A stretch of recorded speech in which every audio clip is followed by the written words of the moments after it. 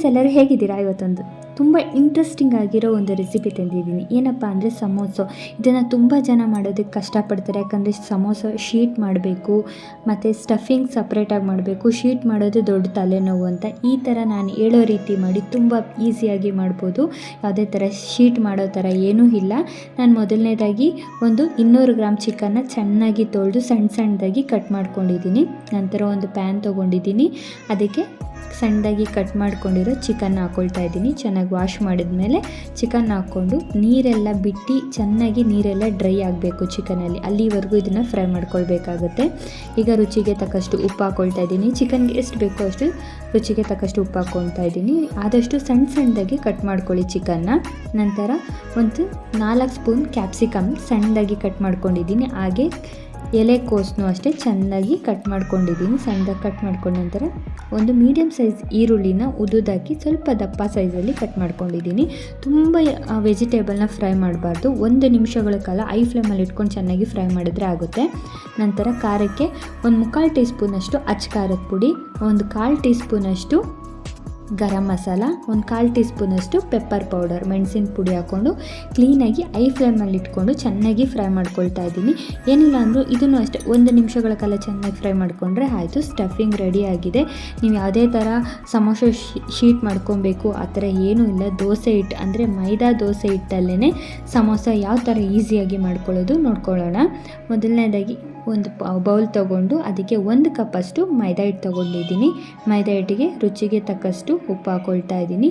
ನೀವು ಇದು ಯಾವುದೇ ಥರ ಚಪಾತಿ ಹಿಟ್ಟು ಕಲಿಸೋ ಥರ ಏನಿಲ್ಲ. ಕ್ಲೀನಾಗಿ ಒಂದ್ಸಲ ಮಿಕ್ಸ್ ಮಾಡ್ಕೊಂಡ ನಂತರ ದೋಸೆ ಹಿಟ್ಟು ಯಾವ ಥರ ಕಲಿಸ್ತೀವೋ ಅದೇ ಥರನೇ ಕಲಿಸ್ಬೇಕಾಗುತ್ತೆ. ನಾನು ಈ ಹಿಂದೆನೂ ಒಂದು ವಿಡಿಯೋ ಹಾಕಿದ್ದೆ, ವೆಜಿಟೇಬಲ್ ರೋಲ್ ಅಂತ, ಅಂದರೆ ಕ್ರಿಸ್ಪಿ ಹಾರ್ಟ್ ವೆಜಿಟೇಬಲ್ ರೋಲ್ ವಿಡಿಯೋನೂ ಹಾಕಿದ್ದೆ. ಅದು ಬೇಕು ಅಂದರೆ ನಾನು ಡಿಸ್ಕ್ರಿಪ್ಷನ್ಲಿ ಹಾಕ್ತೀನಿ, ಅದನ್ನು ನೋಡಿ ಚೆಕ್ ಮಾಡ್ಕೊಳ್ಳಿ. ಸೇಮ್ ಇದೇ ಪ್ರೊಸೀಜರಲ್ಲೇ ಮಾಡಿದ್ದೀನಿ. ಈಗ ನೋಡಿ ದೋಸೆ ಹಿಟ್ಟು ಅದಕ್ಕೆ ರೆಡಿ ಆಗಿದೆ. ಈಗ ತವನ ಮೀಡಿಯಮ್ ಫ್ಲೇಮಲ್ಲಿ ಕಾಯಿಸ್ಕೊಬೇಕು. ತುಂಬ ಜೋರು ಉರಿಯಲ್ಲಿ ಚೆನ್ನಾಗಿ ತವ ಕಾಯ್ದಿರಬಾರ್ದು. ಲೈಟಾಗಿ ಮೀಡಿಯಮ್ ಫ್ಲೇಮಲ್ಲಿ ಕಾಯಿಸ್ಕೊಂಡ ನಂತರ ದೋಸೆ ಹಾಕ್ಕೊಳ್ತಾ ಇದ್ದೀನಿ. ತುಂಬ ತೆಳುವಾಗಿ, ಆದಷ್ಟು ತೆಳುವಾಗಿ ಹಾಕ್ಕೊಳ್ಬೇಕಾಗುತ್ತೆ. ತಕ್ಷಣ ಅಂದರೆ ತುಂಬ ರೆಡ್ಡಿಶ್ ಆಗೋಕ್ಕೆಲ್ಲ ಬಿಡಬಾರ್ದು. ನೋಡಿ ಈ ಥರ ವೈಟ್ ಇರಬೇಕಾದ್ರೇ ತವದಿಂದ ತೆಗೆದಿಡಬೇಕಾಗುತ್ತೆ. ತೊಗೊಂಡು ನಾನು ಒಂದು ಪ್ಲೇಟಿಗೆ ಎಣ್ಣೆ ಹಚ್ಕೊಂಡಿದ್ದೀನಿ, ಯಾಕಂದರೆ ಮೈದಾ ಅಲ್ವಾ ಬೇಗ ಅಂಟ್ಕೊಳ್ಳುತ್ತೆ ಅನ್ನೋದಕ್ಕೆ. ಒಂದು ಪ್ಲೇಟ್ಗೆ ಎಣ್ಣೆ ಹಚ್ಕೊಂಡು ಈ ದೋಸೆಗಳ್ನೆಲ್ಲ ಹಾಕ್ಕೊಳ್ತಾ ಇದ್ದೀನಿ. ಈಗ ನೋಡಿ ಎಲ್ಲ ದೋಸೆಗಳು ತುಂಬ ತೆಳುವಾಗಿ ಕ್ಲೀನಾಗಿ ಬೆಂದಿದೆ ಮತ್ತು ಕ್ಲೀನಾಗೂ ಬಂದಿದೆ. ಈಗ ಎಲ್ಲ ದೋಸೆಗಳ್ನೂ ರೆಡಿ ಆದ ನಂತರ ಇದನ್ನು ಕಟ್ ಮಾಡ್ಕೊಳ್ತಾ ಇದ್ದೀನಿ. ಈಗ ನಾನು ಸಮೋಸ ಯಾವ ಶೇಪಲ್ಲಿರುತ್ತೋ ಅದೇ ಶೇಪಲ್ಲಿ, ಅಂದರೆ ಟ್ರಯಾಂಗಲ್ ಶೇಪಲ್ಲಿ ಇರುತ್ತಲ್ಲ, ಅದಕ್ಕೋಸ್ಕರ ನಾನು ಈ ಥರ ಸೈಡ್ ಎಡ್ಜಸ್ನ ಕಟ್ ಮಾಡ್ಕೊಳ್ತಾ ಇದ್ದೀನಿ. ಎಲ್ಲನೂ ಇದೇ ಶೇಪ್ನ ತೊಗೊಂಡು ಬಂದ ನಂತರ ಎಲ್ಲ ದೋಸೆಗೂ ಇದೇ ಥರ ಕಟ್ ಮಾಡಿ ಇಟ್ಕೊಳ್ತಾ ಇದ್ದೀನಿ. ನೋಡಿ ತುಂಬ ಚೆನ್ನಾಗಿ ತುಂಬ ತೆಳುವು ಆಗಿ ಬಂದಿದೆ. ನೀವು ಸೈಡ್ ಎಡ್ಜಸ್ನ ನೀವು ಹಾಗೇ ಬೇಕಾದರೂ ತಿನ್ಬೋದು, ಇಲ್ಲಾಂದರೆ ಎಣ್ಣೆಗೆ ಹಾಕ್ಕೊಂಡು ಲಾಸ್ಟಲ್ಲಿ ಸಮೋಸ ಎಲ್ಲ ಆದಮೇಲೆ ಅದು ಚಿಪ್ಸ್ ಥರ ಆಗುತ್ತೆ, ಅದನ್ನು ಸಹ ತಿನ್ಬೋದು. ಈಗ ನಾನು ಒಂದು 2 ಟೇಬಲ್ ಸ್ಪೂನ್ನ ಮೈದಾ ಹಿಟ್ಟನ್ನ ಒಂಚೂರು ನೀರು ಹಾಕ್ಕೊಂಡು ಸ್ವಲ್ಪ ಗಟ್ಟಿ ಪೇಸ್ಟಾಗಿ ಮಾಡ್ಕೊಳ್ತಾ ಇದ್ದೀನಿ. ಯಾಕಂದರೆ ಸಮೋಸ ಸೈಡಲ್ಲಿ ಸ್ಟಿಕ್ ಮಾಡಬೇಕಲ್ಲ, ಅಂದರೆ ಪೇಸ್ಟ್ ಥರ ಮಾಡಬೇಕಲ್ಲ, ಅದಕ್ಕೋಸ್ಕರ. ಈಗ ಸ್ಟಫಿಂಗ್ ರೆಡಿ ಇದೆ, ಮೈದಾ ಗಮ್ ರೆಡಿ ಇದೆ.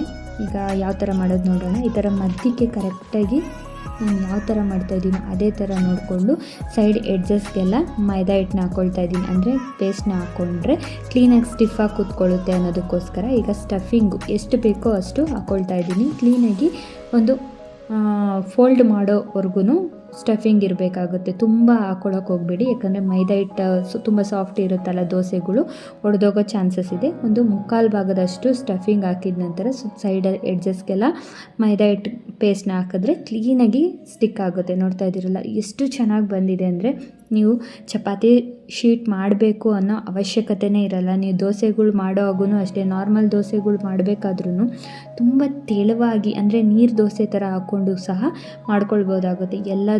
ಅಂದರೆ ಎಲ್ಲನೂ ನಾನು ಇದೇ ಥರ ಮಾಡ್ಕೊಳ್ತಾ ಇದ್ದೀನಿ. ಟ್ರಯಾಂಗಲ್ ಶೇಪಲ್ಲೇ ಮಾಡಿ ಎಲ್ಲ ಸಮೋಸಗಳನ್ನೂ ರೆಡಿ ಮಾಡ್ಕೊಳ್ತಾ ಇದ್ದೀನಿ. ನಾನು ಚಿಕನ್ನೆಲ್ಲ ಕ್ಲೀನಾಗಿ ತುಂಬ ಚೆನ್ನಾಗಿ ಬೆಂದಿರುತ್ತಲ್ಲ, ಇನ್ನೂ ಎಣ್ಣೆಗೆ ಹಾಕಿ ಸಮೋಸ ಥರನೇ ಬಂದಮೇಲೆ ನೀವು ನಿಜ ಅಂದ್ಕೊಳ್ತೀರ ಇದು ಸಮೋಸ ಶೀಟ್ ಇಲ್ದಿರೇ ನಾವು ಮಾಡಿದ್ದೀವ ಅಂತ ಅಂದ್ಕೊಳ್ತೀರಾ, ಅಷ್ಟು ಚೆನ್ನಾಗಿ ಬರುತ್ತೆ. ಈಗ ಎಲ್ಲನೂ ನಾನು ಸಮೋಸ ಮಾಡಿ ರೆಡಿ ಮಾಡಿ ಇಟ್ಕೊಂಡಿದ್ದೀನಿ. ಅಂದರೆ ಎಲ್ಲನೂ ರೆಡಿ ಮಾಡಿ ಇಟ್ಕೊಂಡ ನಂತರ ಎಣ್ಣೆ ಕಾಯಕ್ಕೆ ಇಟ್ಕೊಂಡಿದ್ದೆ. ಇದನ್ನು ತುಂಬ ಹೈ ಫ್ಲೇಮಲ್ಲೆಲ್ಲ ಬೇಯಿಸಬಾರ್ದು, ಮೀಡಿಯಮ್ ಫ್ಲೇಮಲ್ಲಿ ಇಟ್ಕೊಂಡೇ ಬೇಯಿಸಬೇಕಾಗುತ್ತೆ. ಯಾಕಂದರೆ ಕ್ಲೀನಾಗಿ ಒಳಗಡೆಯಿಂದ ಎಲ್ಲ ಚೆನ್ನಾಗಿ ಬೇಯಬೇಕಲ್ಲ, ಅದಕ್ಕೋಸ್ಕರ. ಇದು ಲೈಟ್ ಗೋಲ್ಡನ್ ಕಲರ್ ಬರುತ್ತೆ, ಅಂದರೆ ನಿಮಗೆ ಸಮೋಸ ನೋಡ್ತಿರಲ್ಲ ಯಾವ ಕಲರ್ ಇರುತ್ತೆ ಅದೇ ಕಲರ್ ಬಂದಿದ ತಕ್ಷಣ ಇದನ್ನು ಎತ್ತಿದ್ರೆ ಆಯಿತು. ಬೇಗ ತುಂಬ ಹೈ ಫ್ಲೇಮಲ್ಲಿ ಇಟ್ಕೊಂಡು ಏನನ್ನ ಬೇಯಿಸಿದ್ರೆ ತುಂಬ ಕಪ್ಪಾಗಿ ಹೋಗ್ಬಿಡುತ್ತೆ, ಮತ್ತು ಒಳಗಡೆ ಎಲ್ಲ ಕ್ರಿಸ್ಪಿನೆಸ್ ಅಷ್ಟಿರಲ್ಲ. ನೋಡ್ತಾ ಇದ್ದೀರಲ್ಲ, ಎಲ್ಲ ಸಮೋಸಗಳು ರೆಡಿ ಆಗಿದೆ. ಬರೀ ಮೈದಾ ದೋಸೆಯಿಂದ ಮಾಡಿರುವಂತಹ ಸಮೋಸ. ಒಂದ್ಸಲಿ ಟ್ರೈ ಮಾಡಿ, ಲೈಕ್ ಮಾಡಿ, ಶೇರ್ ಮಾಡಿ, ಫ್ರೆಂಡ್ಸ್ ಆ್ಯಂಡ್ ಫ್ಯಾಮಿಲಿಗೆ ಶೇರ್ ಮಾಡೋದು ಮಾತ್ರ ಮರಿಬೇಡಿ. ನಿಮ್ಗೆ ಇದೇ ಥರ ಸಿಂಪಲ್ ವಿಡಿಯೋಗಳು ಬೇಕು ಅಂದರೆ ನನ್ನ ಚಾನಲ್ಗೆ ಸಬ್ಸ್ಕ್ರೈಬ್ ಆಗೋದು ಮಾತ್ರ ಮರಿಬೇಡಿ. Thank you.